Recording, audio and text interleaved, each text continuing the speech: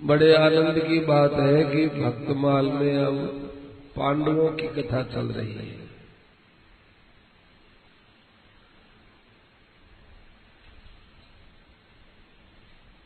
पांडव क्यों हुए कि पांडु के पुत्र होने से वे पांडव हुए।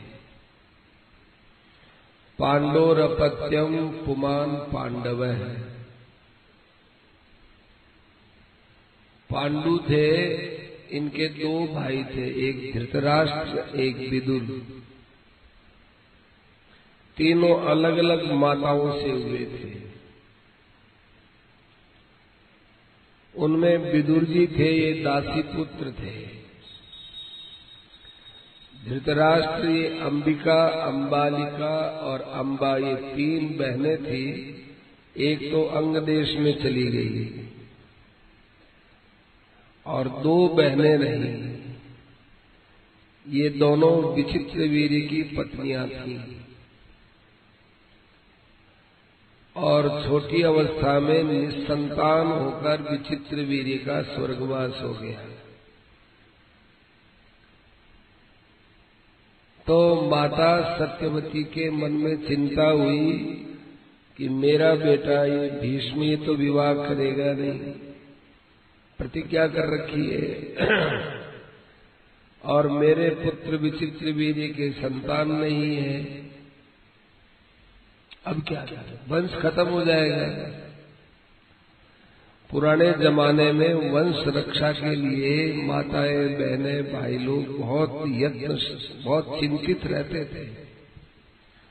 वंश खत्म होने का अर्थ है हमारा धर्म खत्म हो जाएगा। ये तो प्रारब्ध से जो वंश खत्म होता उसके लिए चिंता थी। प्रारब्ध है, भाग्य है, उसके लिए इतनी चिंता। तब सत्यवती ने व्यास जी को बुलाया और व्यास जी को बुला करके कहा कि व्यास, तुम्हारी दृष्टि दिव्य है, तुम्हारा संकल्प दिव्य है, ये वंश चलना चाहिए। तो व्यास जी ने एक एक स्त्री को बुलाया, अपना संकल्प था, अपने भाव से उसमें संकल्प रखा। तो एक ही तो माँ थी, वो डर गई, व्यास जी का विकराल रूप देखा तो उसके अंधा हुआ धृतराष्ट्र। एक थी, वो व्यास जी को देखकर पीली पड़ गई, डर उसको भी लगा तो उसके हो गया पांडु। और एक दासी दोनों पुत्रों से संतुष्ट नहीं हुई। फिर एक दासी पुत्र आई, बड़ी श्रद्धा से, न डरी न कुमलाई, न कोई उसके मन में कोई भय लगा, कुछ भी नहीं लगा, खड़ी रही कि इसके बड़ा नीतिमान पुत्र होगा। उसके हुए विदुर जी। इन तीनों पुत्रों में बड़ा पुत्र तो धृतराष्ट्र था, और वो जन्मांध होने के कारण से पांडु को राज्य मिला।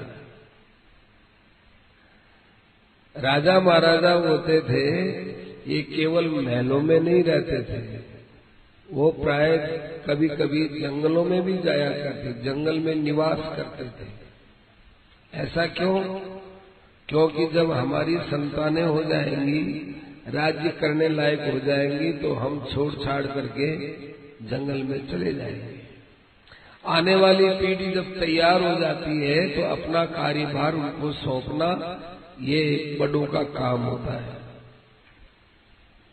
ऐसा नहीं कि बाप और बेटे दोनों ही एक काम में ही लगे रहे।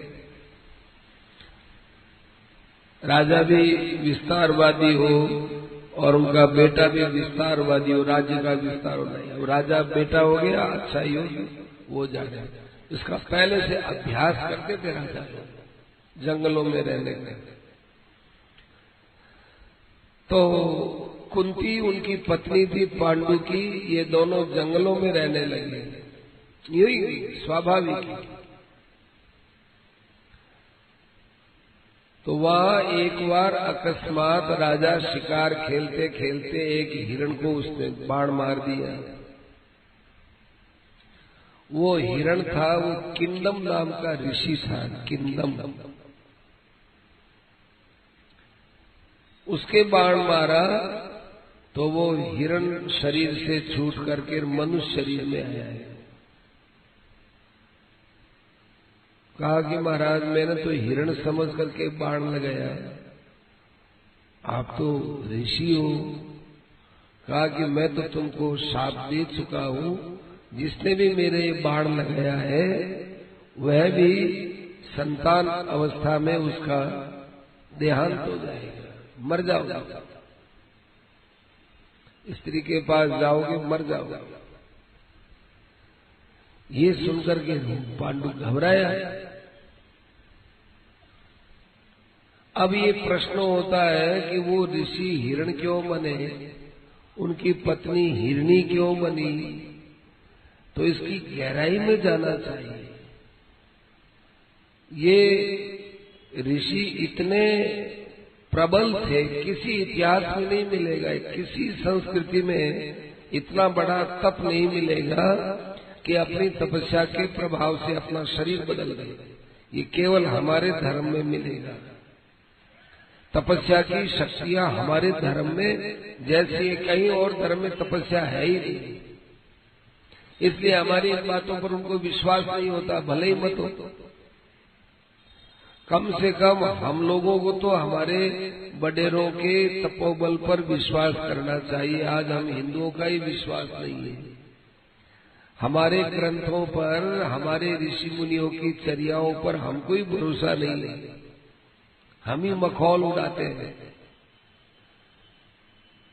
तो वो हिरण बन सकते थे, वो अपना रूप बदल सकते थे, ऐसी उनमें तपस्या की शक्तियां थी। तो वे ऋषि थे, हिरण हिरणी क्यों बने, उनके मन में कितना बड़ा मानव शरीर का आदर था कि मानव शरीर मिला है, ये भोगने के लिए नहीं मिला है। मानव शरीर केवल भजन करने के लिए मिला है। तो तपस्या तो की मानव शरीर में, और भोगने का स्थान बनाया उन्होंने पशुओं का शरीर। कितना ठीक सूक्ष्म उनका गहन विचार था। बेचारे पांडु को क्या पता, उन्होंने पशु समझा, शिकार खेला, बाण लगाया, ऋषि के लग गया, शाप दे दिए। तो ऋषि के शाप से पांडु बड़े चिंतित रहने लगे। कुंती और माद्री ये दोनों उनकी पत्नियां थी। तो उन्होंने पहले कुंती को और माद्री को ये बताया नहीं, उदास रहने लगे एकदम। तो दोनों पत्नियों ने पूछ ही लिया कि आखिर आप उदास क्यों हैं। हमारे यहाँ पतिव्रता जो स्त्रियां होती थी, उनके लिए पति का ही आराम, पति का सुख ही अपना सुख है, पति का दुख ही अपना दुख होता है। कितना उच्च भाव था उन माताओं बहनों का, है भी। आप लोगों के लिए एक तरफ कई प्रकार के आराम है, लेकिन पति को यदि कष्ट है तो माताएं बहनें उस आराम को ठुकरा देंगी। पति का कष्ट है तो फिर काय का आराम। राम जी वन में गए और माँ का कितना स्नेह होता है, पर माँ वन में नहीं गई, कौशल्या माँ। क्यों नहीं गई? कि मेरे पतिदेव यहां बैठे हुए हैं। यदि दशरथ जी जीवित नहीं रहते तो संभवतः कौशल्या जी चली जाती, पर मेरे पति यहां बैठे। पति को छोड़ करके मैं पुत्र के प्रेम में, मोह में कैसे वन में जाऊं? नहीं, ये आदर्श है। तो कुंती ने और माद्री ने दोनों ने ही पूछ लिया कि प्राणनाथ आजकल बहुत उदास रहते हैं, वो बात क्या है? तो छिपाएंगे नहीं, कुछ नहीं, तो उनको बतानी पड़ेगी बात। तो आप उदास रहो और हम लोग यहाँ स्वस्थ रह कैसे सकते हैं? तब पांडु ने बता दिया, ऐसे मेरे बाण लगाया मैंने, वो वास्तव में ऋषि थे, उन्होंने साथ दे दिया। अब मेरे मन में और कोई चिंता नहीं, चिंता यही है कि पहले भी मेरा वंश खत्म हुआ तो वेद व्यास जी की कृपा से हम लोग पैदा हुए, हमारा तो फिर वंश के अंदर नुकसान हो जाएगा, अब क्या करें। तब कुंती माता ने कहा कि देखिए जो ऋषि का शाप है वो तो है ही, मेरे पास भी ऋषि का वरदान है, दुर्वासा ऋषि का मेरे पास वरदान है। यदि आपसे सृष्टि नहीं होती है तो कोई बात नहीं, मैं देव सृष्टि दिव्य सृष्टि बना लूंगी। तो पांडु ने पूछा ये क्या बात है भाई? तब उसने बताया कि ऐसे ऐसे दुर्वासा ऋषि की मैंने छोटी बच्ची थी सेवा की, और एक तो मैं छोटी थी, एक बच्ची थी, और एक वो ऋषि अब आए, उनकी मैंने खूब सेवा की, भोजन कराया, जो चीज कहा वो चीज उनके सामने उपस्थित कर दी। अब छोटे पर सब दया करते ही, उन्होंने मुझे वरदान दिया कि जिस देवता को स्मरण करोगे वो आ जाएगा और जो तुम चाहोगे सो मिल जाएगा। तब उन्होंने धर्मराज को याद किया, इंद्र को याद किया, वायु को याद किया। इधर मातृ के कोई संतान नहीं थे तो अश्विनी कुमारों को याद किया। ऐसे इनके 5 संतान हुए। तो ये 5 संतान मिलकर के पांडव कहलाए। इन पांडवों में सबसे बड़े थे युधिष्ठिर। युधिष्ठिर के लिए आता है कि धर्मो विवर्धति युधिष्ठिर कीर्तनेन, युधिष्ठिर का नाम लिया जाए, युधिष्ठिर युधिष्ठिर, तो धर्म की अभिवृद्धि होती है।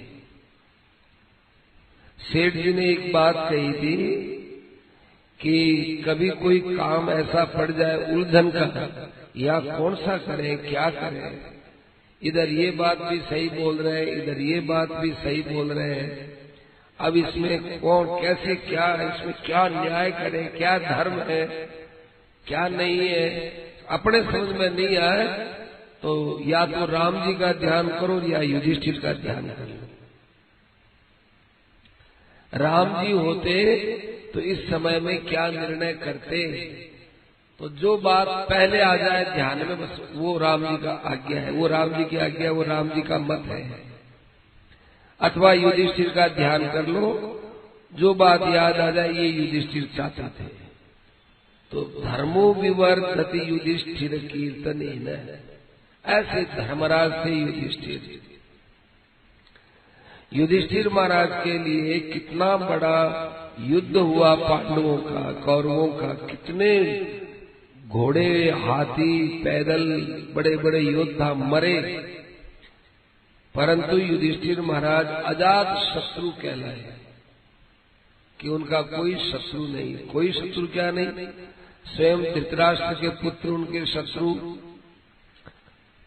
कर्ण उनका शत्रु, जितने धृतराष्ट्र के पक्षपाती, दुर्योधन के पक्षपाती, सब युधिष्ठिर के शत्रु, लेकिन कहते हैं अजात शत्रु।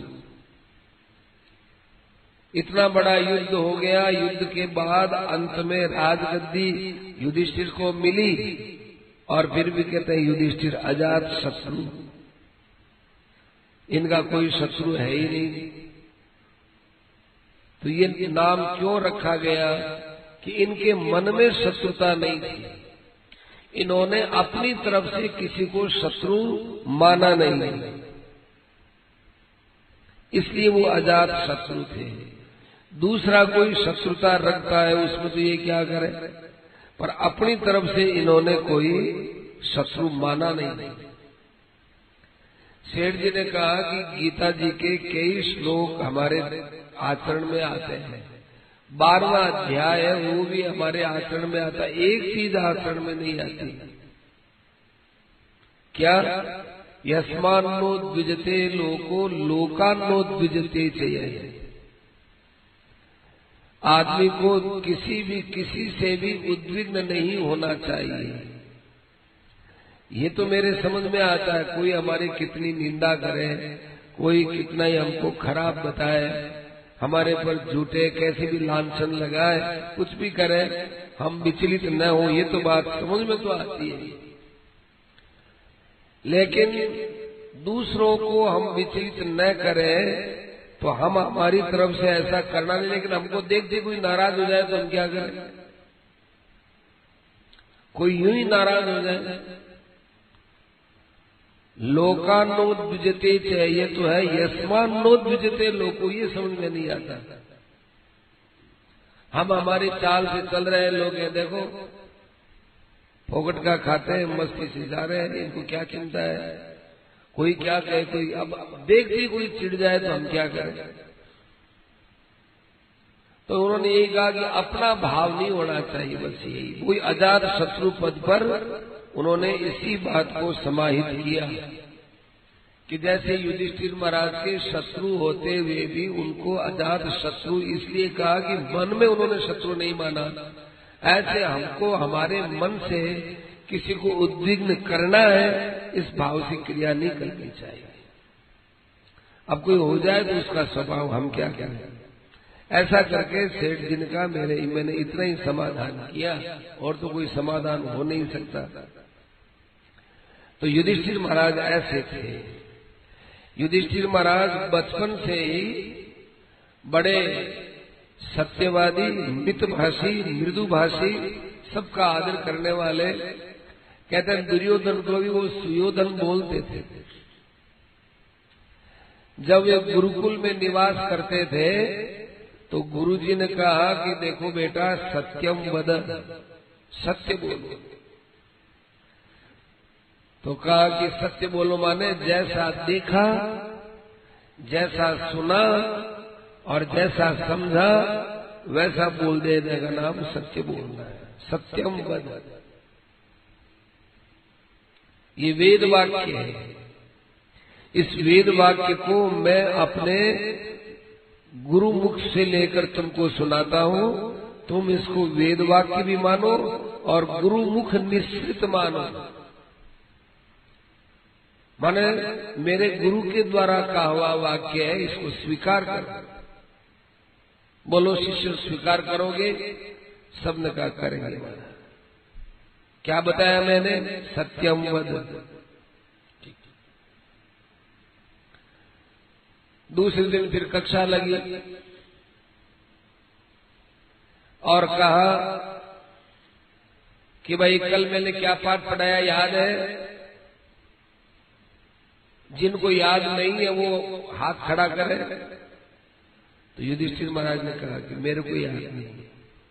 युधिष्ठिर, तेरे को याद नहीं?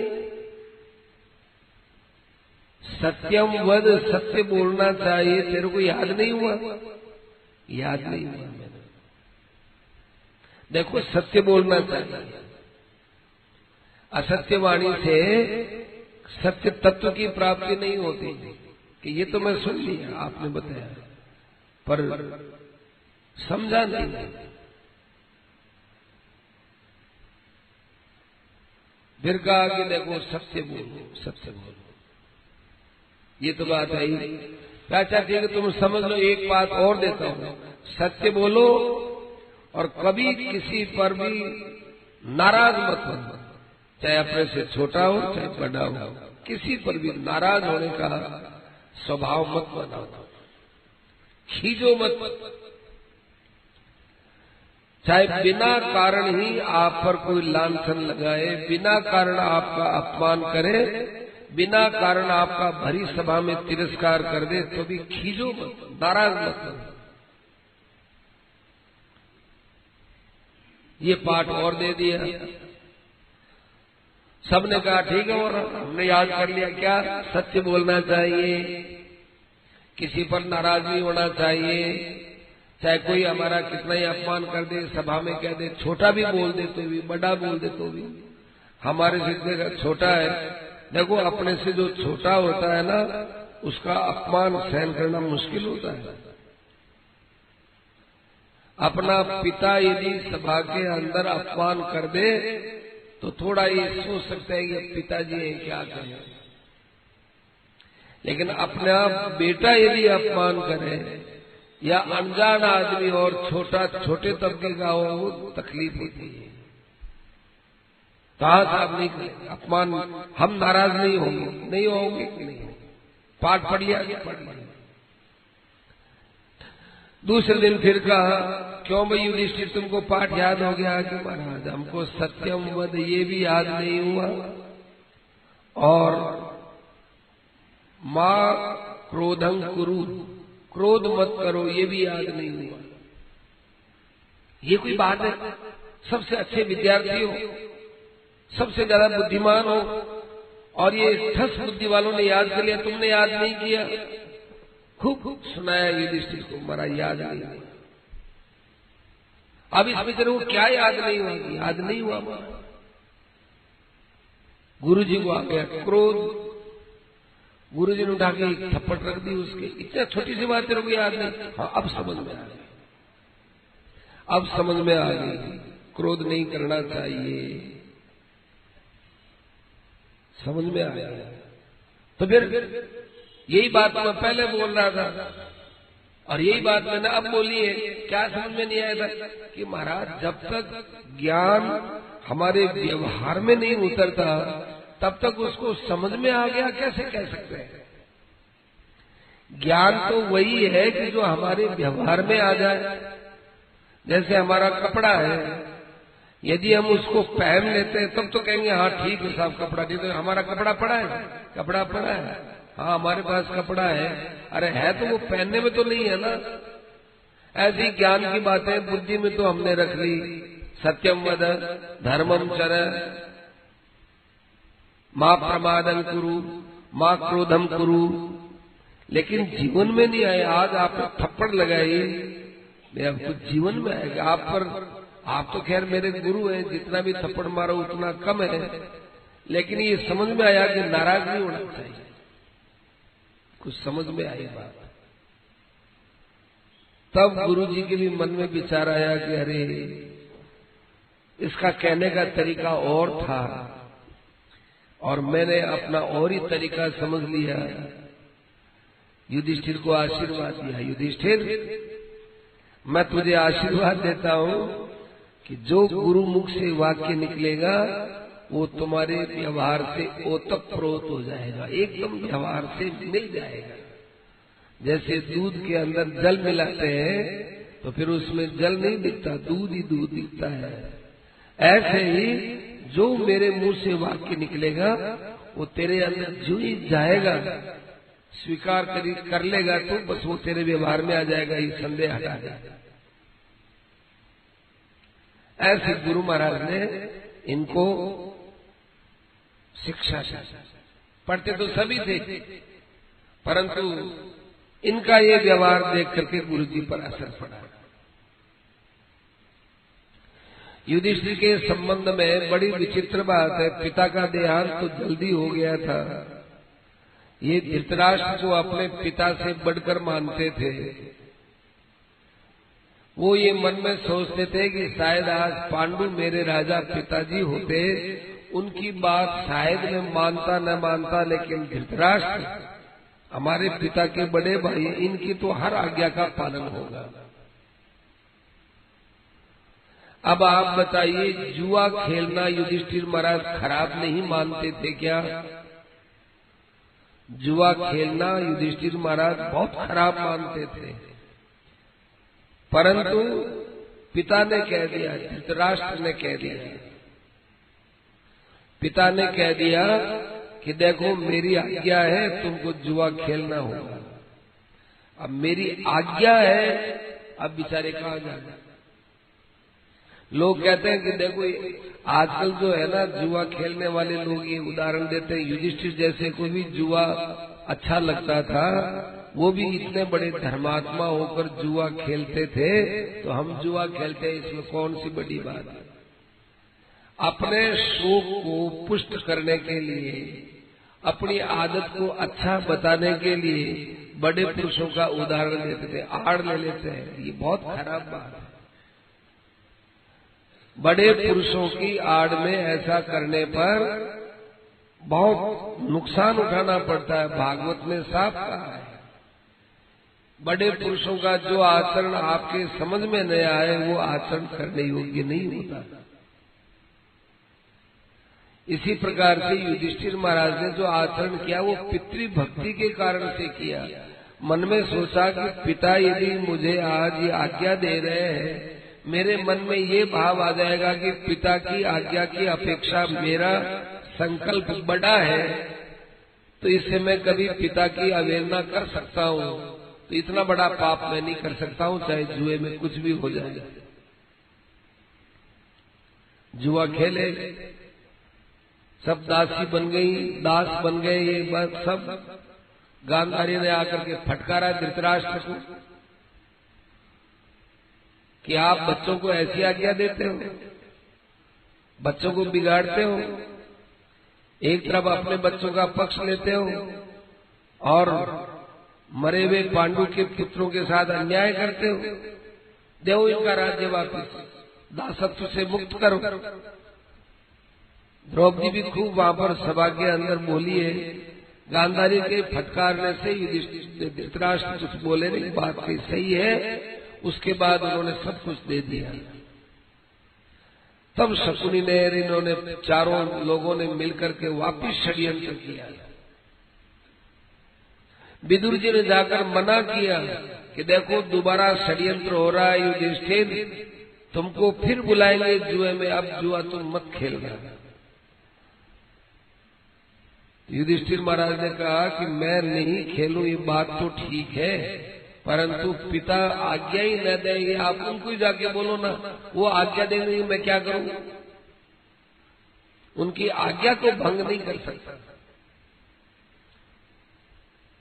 तो बाबा अब कम से कम अपने दाव पर तो मत लगाना, किसी को दासी तो मत होने देना। द्रौपदी को दाव पर लगा दिया, भाइयों पर दाव लगा दिया, ऐसी पिछली गलती मत करना। ये बात ठीक, अब मैं दाव पर नहीं लगाऊंगा।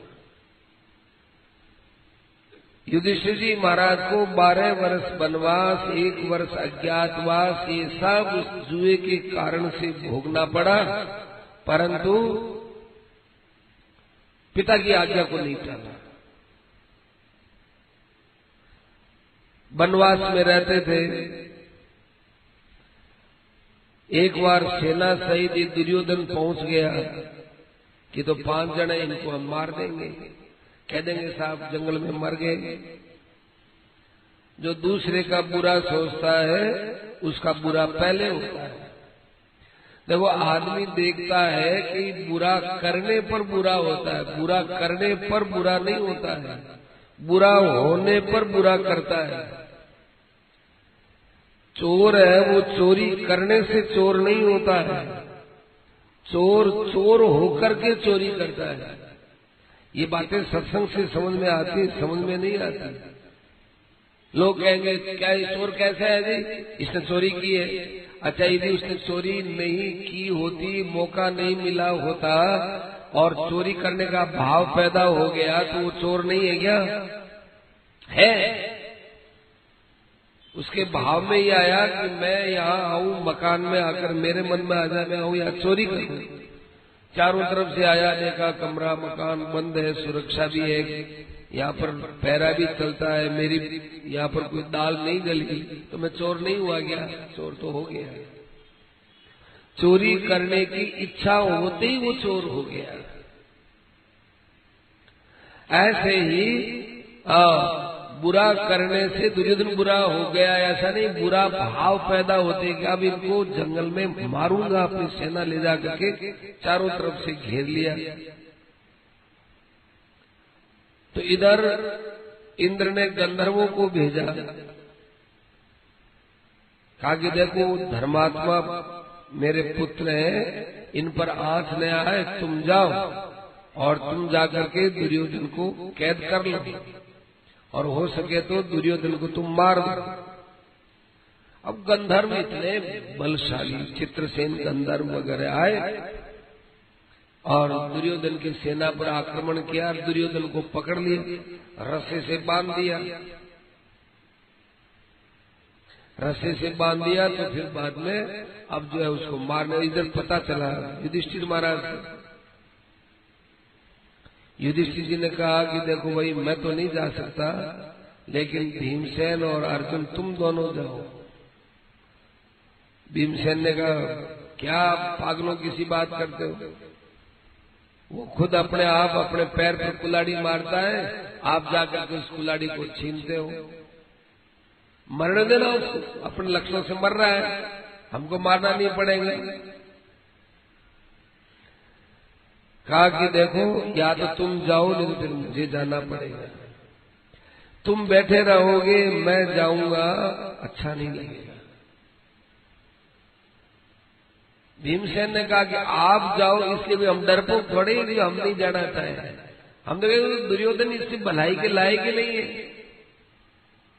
कहा कि भाई उमा संत की यही बढ़ाई, मंद करत जो करई भलाई। अर्जुन और भीमसेन दोनों ही गए। गंधर्वों ने कहा अरे बाबा तुम क्यों आए हमसे लड़ने के लिए,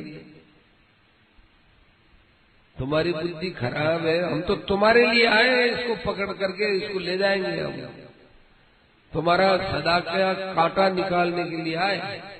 तुमको 12 वर्ष अज्ञात, 12 वर्ष वनवास, 1 वर्ष अज्ञातवास, आगे जाने क्या क्या करेंगे तुम्हारे साथ।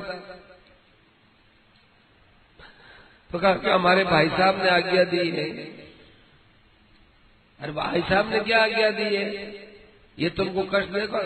एक बात है, हमारे भाई साहब ने आज्ञा दी कि वयम पंच वयम पंच वयम पंच शतंचते, हम 5 हैं। फिर कहते हैं हम 5 हैं, हम 5 हैं और वो 100 है। हमारी आपस में यूं चलती है, इसमें संदेह नहीं, पर आपस में चलती है। अन्य शाम बधार्थाय, पर दूसरा कोई आ जाए तो उसके मारने के लिए हम 105 हैं। वहां हमारा मतभेद नहीं चलेगा, मतभेद चलेगा ही नहीं। 105 है। तो गंधर्वों से उसको छुड़ा दिया दुर्योधन को, परंतु फिर भी दुर्योधन का हृदय युधिष्ठिर जी से बदला नहीं। सेठ जी ने एक बात कही, कोई हमारे साथ बुरा करता है तो उसके हृदय को बुराई से नहीं बदल सकते, भलाई से बदल सकते हैं। तब उनके सामने प्रश्न किया एक सत्संगी ने कि सेठ जी, दुर्योधन के साथ कितना भला किया पांडवों ने, दुर्योधन का हृदय तो नहीं बदला। तो सेठ जी ने कहा हृदय बदला कि नहीं बदला इस बात का तुमको क्या पता, तुमको क्या पता, तुम उसके हृदय में थे क्या। हृदय में तो नहीं थे, उसका व्यवहार बताता है। उसने तो वही कटता रखी पांडवों के साथ, वही लड़ाई झगड़ा, वही सब कुछ, हृदय बदला का उसका। सेठ जी ने कहा कि उसको जब ये कहा जाता था कि तेरे को गंधर्वों ने पकड़ लिया, आखिर तो तुझे युधिष्ठिर ने छुड़ाया, इस बात का वो कोई जवाब देता था क्या, इस बात का कोई जवाब देता था कि नहीं। फिर दूसरी बात, उसके बाद वो इतना अपने करतूतों से घृणा में डूब गया कि देखो जिनको मारने के लिए मैं सेना लेकर आया उन्होंने मुझे प्राण दान दिया, छुड़वाया, वो खुद मरने के लिए तैयार हो गया था, वो खुद मरने के लिए तैयार हुआ। फिर कर्ण ने आकर के मना किया, दुशासन ने मना किया कि जी वो तो आपकी प्रजा है, प्रजा का काम है रक्षा करने का, तो उन्होंने अपने कर्तव्य का पालन किया है, आप क्यों मरते हो इसमें। दुष्टों का संग खराब होने से उनको इस प्रकार से उसकी ग्लानि का पूरा व्यवहार देखने में नहीं आया। अंदर में तो ग्लानि थी कि मैं मर जाऊं तो अच्छा है। युधिष्ठिर के सामने किस मुंह से जाऊंगा, भीमसेन से किस मुंह से बात करूंगा। भीमसेन यही कहेगा अरे कल तो तू मरने वाला था, हमने तेरे को बचाया है, और आज तो इतनी बातें करता है, मैं क्या कहूंगा उसको। तो कर्ण ने कहा कि देखो आप तो राजा हो, ये तो आपकी प्रजा है, प्रजा का कर्तव्य होता है राजा की आफत में रक्षा करना, तो क्या हो गया, ये कोई बात नहीं, कोई इनका ऐसे करके उसकी भावनाओं को बदल दिया। पर उसके मन में आ गया कि नहीं, मेरे साथ इन्होंने कैसा बर्ताव किया और मैंने इनके साथ कैसा बर्ताव किया। युधिष्ठिर जी महाराज जो बात बोलते थे वो करके बताते थे।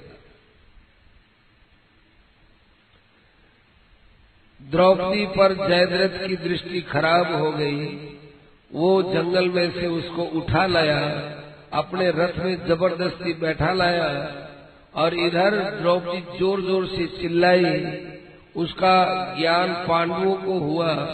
फिर पांडवों ने जाकर जयद्रथ को पकड़ करके, जो जयद्रथ को वहां मारा है, वो तो प्राण ले लेता भीमसेन, जयद्रथ को वहां मार ही देता, पर ये देखा कि महाराज की आज्ञा के बिना मैं कैसे मार सकता हूँ, युधिष्ठिर की आज्ञा के बिना। तो ले गया युधिष्ठिर के पास, जाके पटका उसको जोर से, पटकने से उसे बड़ी भयंकर चोट आई। कहा कि बोलो अब इसने ये पाप किया है तो क्या करना चाहिए। युधिष्ठिर महाराज ने कहा इसको मारना, क्योंकि आखिर हमारा बहनोई है, दुश्शला है, वो दुर्योधन की बहन थी, उसका ये पति हमारा बहनोई है, तो मारो और कोई बात नहीं, मारो कर दिया। तो दुर्योधन ने नहीं, जयद्रथ ने इतना भयंकर पांडवों के साथ में व्यवहार किया, लेकिन क्षमा कर दिया, उनके अंदर क्षमा थी। युधिष्ठिर महाराज ने एक बार की बात, एक ब्राह्मण आया, युधिष्ठिर महाराज से कहने लगा, महाराज मेरी अरणी थी, अरणी में एक यज्ञ की लकड़ी होती है, जिस लकड़ी के साथ अरणी के साथ संघर्षण होता है तो अग्नि प्रज्वलित होती है, उसको अरणी मंथन करते हैं। तो ब्राह्मणों ने, अग्निहोत्री ब्राह्मण थे, उन्होंने अपनी अरणी को एक जगह यूं टांग रखा था, तो एक हिरण आया, वो खुजाल करता था, खुजाल करते करते उस अरुणी लकड़ी थी, वो उसका हिस्सा उसके सींग में अटक गया और वो भाग गया। हिरण के सींग होते हैं डबल शेप होते हैं, उसमें वो लकड़ी अटक गई। ब्राह्मण गया अरणी लेने के लिए, हिरण भाग गया। वो ब्राह्मण आया, महाराज मेरी अरणी चली गई, और जब तक वो अग्नि प्रकट नहीं करूंगा तब तक मैं भोजन नहीं करूंगा, अग्निहोत्री हूं, मेरा तो यज्ञ सब बंद हो जाएगा। उस हिरण को खोजना है, क्या करें। तो वही शरणागत ब्राह्मण, इसकी तो रक्षा करना अपना काम है। पांचों पांडव उस हिरण के पीछे पीछे दौड़ते गए, दौड़े दौड़े गए, कहीं हिरण तो मिला नहीं, और उनको प्यास लगी आई। प्यास लगी आई तो एक वृक्ष के नीचे बैठ गए, कहा कि पानी पानी है ही नहीं। ऐसा इलाका जिसमें निरूदक माने जहाँ पानी सहजता से उपलब्ध नहीं होता। फिर थोड़े से कोई पक्षी वगैरह उड़ते दिखाई दिए, और उधर पक्षी उड़ते हैं, शायद वहां पानी मिलेगा। तो सहदेव गया, फिर वहां यक्ष बैठा ही था, आप सब कथा जानते हो। वो जल लेने के लिए गया, इतने में गाये स्पर्श मत करना, मर जाओगा। अब दिखे नहीं, ऐसे ही कोई बोलता, वो सिंह जड़े लिया, खत्म। नकुल गया, अर्जुन गया, भीमसेन गए, और फिर अंत में युधिष्ठिर महाराज गए। वो साक्षात धर्मराज ही थे, जो अव्यक्त होकर के सबके धर्म की परीक्षा ले रहे थे। अब धर्मराज की परीक्षा ले, यक्ष बन करके प्रकट होकर के कहने लगा कि भाई इस संसार में आश्चर्य क्या है? आश्चर्य। इतना सुंदर उत्तर दिया, इतना सुंदर उत्तर दिया युधिष्ठिर महाराज कि अहनि अहनि भूतानि गच्छन्ति यम मंदिरम शेषा स्थातुमिच्छन्ति किम आश्चर्यम मतः परम।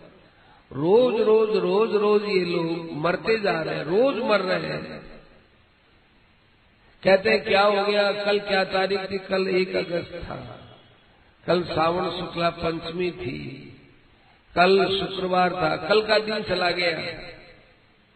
अरे कल का दिन नहीं गया, हम मौत के नजदीक पहुंच गए। कालस्य किम गच्छति याति यौवनम। काल का क्या गया, तुम्हारा समय चला गया, गिरेगा। मनुष्य देखता है समय बीतता है, समय नहीं बीतता है, वो स्वयं बीत रहा है। कालस्य किम गच्छति, काल का क्या जाएगा? याति यौवनम, अपना जीवन जा रहा है। तो अहल्यानि भूतानि गच्छन्ति यम मंदिरम। रोज रोज आदमी मरते हैं, ऐसा कोई दिन नहीं, ऐसा कोई घंटा नहीं, ऐसा कोई मिनट नहीं, ऐसा कोई सेकंड नहीं कि जिसके अंदर संसार में इतने प्राणी कोई मरता न हो। लेकिन जो पीछे जीने वाले सोचते हैं कि वो मरने वाले तो मर गए, हम तो यहाँ अमर होकर के रहेंगे। इससे बड़ा आश्चर्य क्या होगा? इससे बड़ा आश्चर्य क्या होगा? ऐसे करके कई प्रश्नों का उत्तर दिया। वो यक्ष खुश हो गया, खुश होकर के कहने लगा, अच्छा युधिष्ठिर, तेरे 4 भाई हैं, 4 भाइयों में से किसी एक भाई को जीवित कर ले, मैं जीवन दान दे दूंगा उसको। तो युधिष्ठिर महाराज ने कहा कि नकुलो यक्ष जीवत, ये नकुल जीवित हो जाए तो मूर्ख है। भीमसेन को जीवित करे ना, 100 को मारने की प्रतिज्ञा इस भीमसेन ने की है। 100 धृतराष्ट्र के बेटों को मैं अकेला मारूंगा, और हमारी सेना में से किसी ने मार दिया तो उसको मैं मारूंगा। इसलिए पांडवों की सेना जब लड़ती थी तो धृतराष्ट्र के पुत्र को कोई नहीं मारता था कि ये तो अभी मर जाएगा मेरे हाथ से, लेकिन मुझे भीमसेन नहीं छोड़ेगा। तो भीमसेन की शिकार है, कोई हाथ नहीं लगाता। तो उस समय में तेरे ये भीम काम आएगा, तू भीम को जीवित करे ना। अथवा कितना बड़ा अस्त्र शस्त्र प्राप्त किया हुआ ये अर्जुन है, जिसको महादेव जी ने भी अपना अस्त्र दिया है, महादेव जी भी प्रसन्न हुए हैं, इंद्र भी प्रसन्न हुआ है, बड़े बड़े योद्धाओं को मारने में यही काम आएगा। तो इसको ले नकुल क्या करेगा? तेरे नकुल छोटा सा बच्चा है, नकुल क्या करेगा? तो उसने उत्तर दिया कि हे यक्षराज, लोग मुझे धर्मराज बोलते हैं, लोग मेरे से धर्म की आशा करते हैं। हम 2 माताओं के पुत्र हैं, एक हमारी माँ कुंती है और एक हमारी माँ माद्री है। माद्री अपने हमारे पिता के साथ सती हो गई। पीछे माद्री ने अपने दोनों पुत्रों को कुंती की गोद में रखा कि जैसे तुम्हारे कुंती बहन ये दोनों लड़के हैं, ऐसे 3 लड़के, ऐसे 2 लड़के और हैं। कुंती माता ने स्वीकार किया है। आज कुंती माँ हम तीनों से ज्यादा इन दोनों का ज्यादा स्नेह और प्रेम रखती है। हम लोगों को बाद में भोजन कराती है, पहले इनको भोजन कराती है, इनका सुख सुविधा का ध्यान पहले रखती है।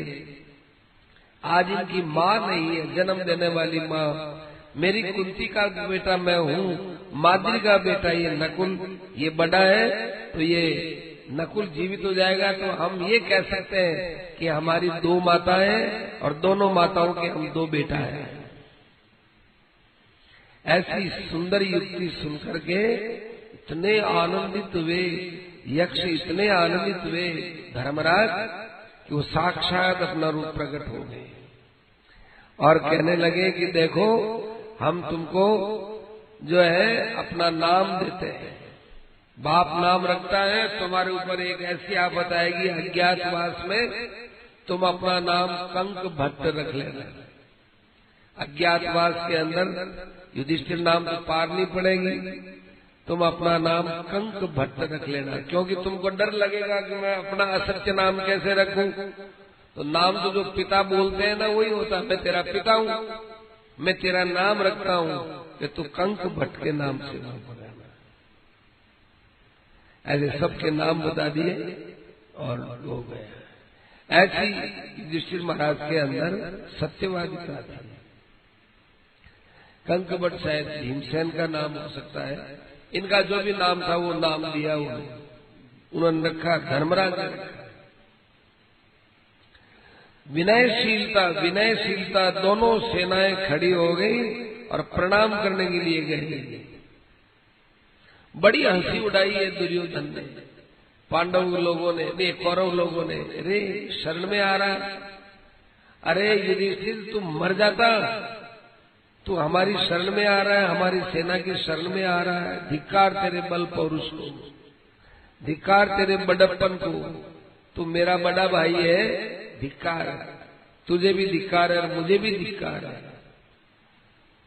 युद्ध के अंदर शरणागत क्यों हो? या तो पहले आता, युद्ध में तू आ रहा है समझौता करने के लिए, सेना लेकर समझौता होता है क्या? ऐसे ऐसे खूब बोलने लगा। युधिष्ठिर जी ने कोई परवाह नहीं की, पितामह भीष्म से प्रणाम किया, द्रोणाचार्य को प्रणाम किया और कृपाचार्य को प्रणाम किया। तीनों का आशीर्वाद मिला। तीनों ने एक ही बात कही कि युधिष्ठिर हमको तुमसे इसी व्यवहार की आशा थी, यदि तुम ये व्यवहार नहीं करते तो हम तुझे मार देते, हम तुझे दुराशीष देते। लोगों ने युद्ध समाप्ति के बाद पूछा, युद्ध तो शाम को समाप्त हो जाता, फिर आपस में मिलते ही जैसे खिलाड़ी खेल खेलते हैं ना, ऐसे युद्ध होता था। ये कोई अंदर में पूरा बैर रख करके नहीं होता था, किन्हीं किन्हीं के था बैर। तो उस दिन शाम को पांडवों ने पूछा युधिष्ठिर जी से, पितामह भीष्म से, द्रोणाचार्य जी से, कृपाचार्य जी से कि आज यदि युधिष्ठिर महाराज आपको प्रणाम नहीं करते तो शाप दे देते। ये दुर्योधन इतने वर्षों से अन्याय कर रहा है, इसको तो आपने शाप नहीं दिया, इसके तो पक्ष में लड़ रहे हो आप, और युधिष्ठिर जी महाराज की इतनी सी भूल हो जाती उसके लिए आप शाप दे देते, क्या कारण? तीनों ने यही उत्तर दिया कि दुर्योधन को तो हम जानते हैं ऐसा ही है। दुर्योधन अपनी नीचता की पराकाष्ठा में है और युधिष्ठिर महाराज अपने नेकी की ऊंचाई, अपने ऊंचाई की पराकाष्ठा में है। इसलिए इनके द्वारा यदि कोई भूल हो जाए तो संसार में कितनी बड़ी गड़बड़ होगी। आज यदि युधिष्ठिर हमारा आदर नहीं करता तो कौन अपने जो है माइतों का आदर करेगा, बड़ों का आदर करेगा, गुरुजनों का आदर करेगा। इसलिए हमने ऐसा कहा है, युधिष्ठिर यदि तुम प्रणाम करने नहीं आते तो हम तुमको नष्ट कर देते और मार देते, हम तुमको दुराशीष देते, तुमको विजय का आशीर्वाद नहीं देते। ऐसी बातें युधिष्ठिर जी महाराज में थी। युधिष्ठिर जी महाराज ने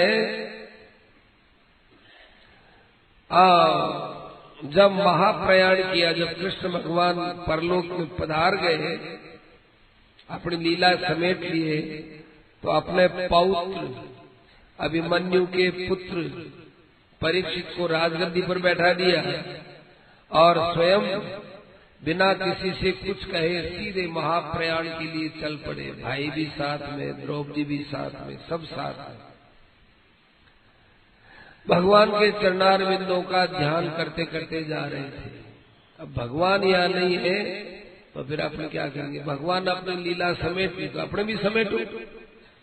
तो चलने लगे तो वहां जब स्वर्ग का दरवाजा आया तब वहां युधिष्ठिर महाराज को कहा, आइए आप रथ में बैठिए। युधिष्ठिर ने कहा, मेरे भाई लोग, आपके भाई लोग तो नहीं चल सकेंगे, भाई लोग नहीं जा सकते तो मैं भी नहीं जाऊंगा, द्रौपदी भी नहीं जाएगी। तो जिन्होंने इतना हमारे जीवन में साथ दिया, भाई लोग मेरे साथ जिए मरे, द्रौपदी इतनी श्रेष्ठ पतिव्रता, वो यदि हमारे साथ नहीं तो हम अकेले स्वर्ग में नहीं जाएंगे। स्वीकार नहीं किया। तब इंद्र ने कहा कि अच्छा, ये आपके भाई है ना, इनको हम पहले स्वर्ग में भेज दें, उसके बाद ठीक है, ये बात मानते हैं। तो पहले वो स्वर्ग में चले गए कि अब चलो। तो साथ में कुत्ता था, कुत्ता बहुत दूर से चला आ रहा था। तो युधिष्ठिर महाराज ने कहा कि कुत्ता भी मेरे साथ है। क्या बात करते हैं आप, हर बात में शर्त लगाओगे? कुत्ता पालने वाला होता है, वो भी स्वर्ग में नहीं जा सकता, कुत्ता कैसे चला जाएगा? कुत्ता बहुत देर से मेरे साथ आ रहा है, बहुत दूर से आ रहा है, इसने मेरा साथ नहीं छोड़ा, आज मैं अपनी अनुकूलता देखकर इसका कैसे साथ छोड़ दूं? नरक में जाओगे, कुत्ते का पक्ष ले रहे हो आप, नरक में जाओगे, भेज दो, चले जाएंगे। हम नहीं जाएंगे, हम कुत्ते को साथ में लेकर के जाएंगे। तो वो कुत्ता था, साक्षात धर्मराज ही था। मुस्कुराए, इंद्र ने कुत्ते को देखा, कुत्ते अपने रूप में आए और युधिष्ठिर महाराज आश्चर्य, आप तो वही धर्मराज जी हो जो जल के वहां पर आकर के यक्ष बन करके हम तो बस वही, हम तो तुम्हारी परीक्षा ले रहे हैं, देखे अपने साथी का साथ कितना निभाते हो। बैठा लिया, चलने लगे तो एक नरक दिखाई देगा, नरक, बड़ा भयंकर नरक। युधिष्ठिर महाराज करे, ये नरक? हाँ।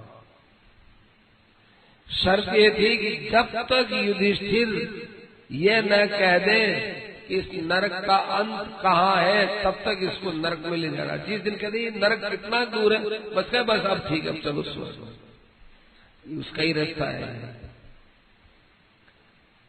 तो देखे वो नरक में गए तो अब वो नरक के प्राणी कहते हैं, हे महाराज, हे धर्मराज जी, बड़ा अच्छा हुआ आप आ गए, आप यहीं रहो, आपके शरीर से लगने की हवा से हमको बड़ा आराम मिल रहा है, बड़ी शांति मिल रही है। जब से आप इस रास्ते से प्रवेश किए चल रहे हो, तब से हमारे दंड हमको कष्ट नहीं दे रहे हैं। युधिष्ठिर जी ने कहा, हमको तो यहीं रखो साहब, उतार दो रथ, यहीं बैठेंगे हम, यहीं रहेंगे। कहा कि नहीं महाराज, ये तो नरक में लोगों का। कहा यहाँ आप कहा रहे, बड़ी गंदगी में कुछ भी हो, यहाँ मेरे कारण से किसी दुखी को सुख मिलता है और उसके बदले मुझे थोड़ा दुख भी मिलता है, तो वो दुख आपके स्वर्ग के सुखों से अनंत गुना आनंद देने वाला है।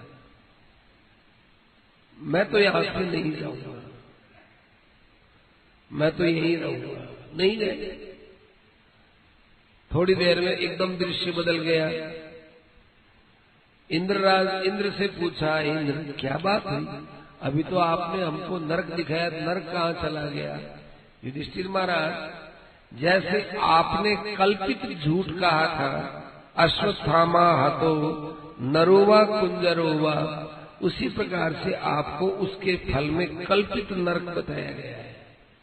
हम संसार को ये बताना चाहते हैं कि युधिष्ठिर जैसे महापुरुष भी यदि कल्पित सत्य बोलते हैं, कल्पित असत्य बोलते हैं, अश्वत्थामा मरा तो हाथी, लेकिन चकमा दिया ना, और जिस ऋषि ने, जिस आचार्य ने आपके वचनों पर भरोसा डाल दिया था कि मैं युधिष्ठिर कहे तो मानूं, अपने बेटे का भी भरोसा नहीं किया, अपने और लोगों का भरोसा नहीं किया, अपने और शिष्यों पर भरोसा नहीं किया, जिस पक्ष में युद्ध कर रहे थे उस पक्ष के सैनिक पर विश्वास नहीं किया, और आपको मार रहे थे लेकिन आप पर इतना विश्वास किया कि युधिष्ठिर कहे तो मैं मानूंगा, और आपने अश्वत्थामा हाथों नरो हुआ कुंजरो हुआ। कहना चाहिए था सबसे पहले कुंजरो अश्वत्थामा मृत है, हाथी जो अश्वत्थामा है वो मरा है। आपने कितना कपट किया, अश्वत्थामा हत है, अश्वत्थामा मर गया, चाहे वो मनुष्य हो चाहे हाथी हो। इसको पतली आवाज में बोल दिया, नरोवा कुंजरोवा, कुंजर बोलते हैं हाथी को। तो आपको ये नरक दिखाया है, इसलिए प्रत्येक मनुष्य को सावधान रहना चाहिए कि ये सब चीजें तो युधिष्ठिर से नहीं छूटी तो और से कैसे छूटी जाएंगी। वो नरक वहीं बंद हो गया, और फिर जो है आगे स्वर्ग में गए, वहां पर ये सब भाई बंधु सब मिले। कहते हैं वहां दुर्योधन वगैरह भी मिले, कि दुर्योधन नरक में नहीं गया क्या, कि युद्ध के अंदर मरा था ना, इसलिए उसको वेद व्यास जी ने बड़े दिव्य भाव से दिखाया है। एक बार क्या हुआ कि जब धृतराष्ट्र और गांधारी कुंती तीनों के तीनों वन में चले गए विदुर जी के कहने से, उसके बाद उनको खूब ढूंढा युधिष्ठिर महाराज ने। ढूंढते ढूंढते गांधारी के वहां पर, धृतराष्ट्र के वहां पर पहुंच गए। इतने में व्यास जी आ गए। व्यास जी ने कहा कि तुम इनको अपने महल में मत ले जाना, इनकी बड़ी सदगति होगी, भगवान का भजन करेंगे, अंतिम समय में भजन कर लेगा तो इसका सारा जीवन का पाप नष्ट हो जाएगा, तुम ले जाना नहीं। तो कहा कि व्यास जी महाराज, हमारे पिताजी की इच्छा क्या है ये आप इनसे पूछिए। हाँ, ये बात पूछना हूं। धृतराष्ट्र, तुम्हारी क्या इच्छा है, मोक्ष की इच्छा है या परिवार में रहने की इच्छा है? धृतराष्ट्र ने कहा कि देखिए व्यास जी महाराज, एक इच्छा है। क्या? एक, मैंने अपने जीवन में अपने पुत्रों को कभी आंख से देखा नहीं। मैं एक बार केवल अपने पुत्रों को देखना चाहता हूं कि वे इस समय में कहां किस योनि में हैं। एक बार आप हमको दिखा दीजिए, उसके बाद फिर मैं अपना मोक्ष ही चाहूंगा। एक बार ऐसी कुछ मेरी वासना है, और ये वासना महाराज पूरी हुए बिना मेरी मोक्ष की वासना प्रबल नहीं होगी, और वो मोक्ष की वासना प्रबल नहीं होगी तो फिर मुझे जन्म लेना पड़ेगा। कृपा करो, मेरी वासना को मिटाओ। व्यास जी ने कहा अच्छी बात, तुम उस गंगा की धारा पर देखते रहो। अब मेरे को क्या पता, तो यूं सिर घुमा करके रखा, और मैं देखो दिव्य दृष्टि देता हूं। दिव्य दृष्टि दी, धृतराष्ट्र देखने में समर्थ हो गया, और गंगा जी के अंदर से उनके 100 बेटा जितने रूप साफ प्रकट हुए। धृतराष्ट्र, दुशासन, धृतराष्ट्र, दुर्योधन, दुशासन, ये सब के सब, शकुनी वगैरह सब उसमें से प्रकट हुए। महाराज युधिष्ठिर की जय हो, हमारे महाराज युधिष्ठिर की जय हो, सब जय जयकार करते रहे। महाबली भीम की जय हो, महारथी अतिरथी परम योद्धा गांडीवधारी अर्जुन की जय हो। धृतराष्ट्र को बड़ा आश्चर्य हुआ कि अरे, इनका तो सांप चूहे जैसा पैर, बिल्ली चूहे जैसा पैर, और ये जय जयकार कर रहे हैं। और जय जयकार नहीं, अभी और देख रहे हो, गंगा में से प्रकट होकर के बाहर यहाँ भीमसेन वगैरह खड़े। क्या दुर्योधन आकर के भीमसेन के चरणों में प्रणाम किया? भीमसेन को नहीं, दुर्योधन ने आकर धृतराष्ट्र ये युधिष्ठिर को प्रणाम किया। युधिष्ठिर जी महाराज ने उसको बाहों में लिया। इतना प्रेम से मिला है दुर्योधन, इतना प्रेम से, खूब बड़े प्रेम से मिला। धृतराष्ट्र ने कहा कि दुर्योधन, तुम अब कैसे हो कि पिताजी मैं पहले वाला दुर्योधन नहीं रहा हूं। सब मेरा मैल, सब मेरा पाप, सब मेरी दुर्बुद्धि युद्ध के अंदर जो कष्ट हुआ ना, उस कष्ट से एकदम साफ हो गया है। और मृत्यु के समय में जो कष्ट होता है, उस कष्ट में यदि भगवत स्मरण होता है तो उस समय में सब उस कष्ट के अंदर सारे पाप एक साथ साफ हो जाते हैं। मेरा बड़ा सौभाग्य था, भीमसेन के साथ युद्ध करते समय केशव वहां पर खड़े हुए थे और केशव इशारा कर रहे थे, घूम घूम के इशारा कर रहे थे, और मैं रणांगण में पड़ा हुआ बस केवल केशव का ही चिंतन कर रहा था। मेरे शरीर में भयंकर वेदना थी पिताजी, उस वेदना में मेरा सारा पाप नष्ट हो गया और केशव का चिंतन करते करते करते करते करते करते मैं मरा। आज देखो मेरे सारे भाव बदल गए। तो क्या अब तुम यहाँ रहना चाहते हो या अपने लोक में? ना, हम हमारे लोक में जाना चाहते, यहाँ नहीं रहना चाहते। व्यास जी महाराज यहाँ नहीं रहे, क्यों नहीं? हमारे चित्त में जब कृष्ण बस गया, अब यहाँ रह के क्या करेंगे? हम बहुत आनंद में वहाँ बैठे हुए खूब बड़े प्रेम से कृष्ण का दर्शन करते हैं, कृष्ण का कीर्तन करते हैं, बड़ी शांति, बड़ा आनंद और बड़ा दिव्य भाव है। हम तो सब अब आपकी वहाँ पर बैठे बैठे प्रतीक्षा कर रहे हैं। व्यास जी महाराज ने सारा दृश्य दिखाने के बाद कहा, क्यों धृतराष्ट्र? कि बस महाराज अब मैं निहाल हो गया।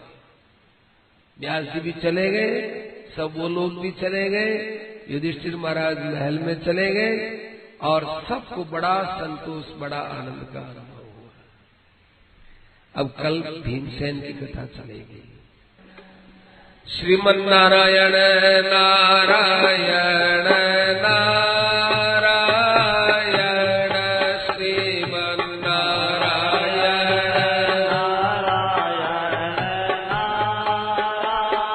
नारायण